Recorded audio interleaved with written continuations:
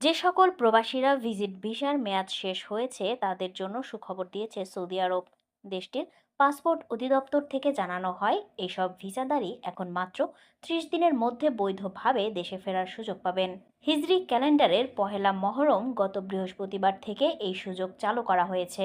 Passport অধিদপ্তর থেকে এক বিবৃতিতে জানানো হয়, যে সকল প্রবাসীর ভিসার মেয়াদ শেষ হয়ে গেছে তারা নির্ধারিত ফি ও জরিমানা পরিশোধ করে সৌদি আরব থেকে চূড়ান্তভাবে প্রস্থানের জন্য আবেদন করতে পারবেন। যারা এই সুবিধা নিতে আগ্রহী তাদের 30 দিনের মধ্যে আবেদন শেষ করতে হবে। সময় শেষের আগেই আবেদন করতে ব্যর্থ হলে তাদের বিরুদ্ধে আইনি ব্যবস্থা বা অতিরিক্ত জরিমানা হতে পারে বলেও বিবৃতিতে জানানো হয়েছে। উল্লেখ্য, এর আগে সৌদি আরব পবিত্র হজ করতে আসা মুসল্লিদের উদ্দেশ্যে এক বিবৃতিতে বলেছিলেন তাদের হজের ভিসার মেয়াদ শেষ হওয়ার আগেই সৌদি ছাড়তে হবে।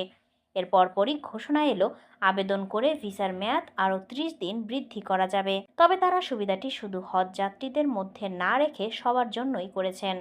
সৌদি হজ ও ওমরা মন্ত্রণালয় বলছিল, ভিসার মেয়াদ শেষ হওয়ার আগেই সৌদি ছাড়া শুধুমাত্র আইনি বাধ্যবাধকতা নয়, এটি সৌদি আইনের প্রতি শ্রদ্ধাও।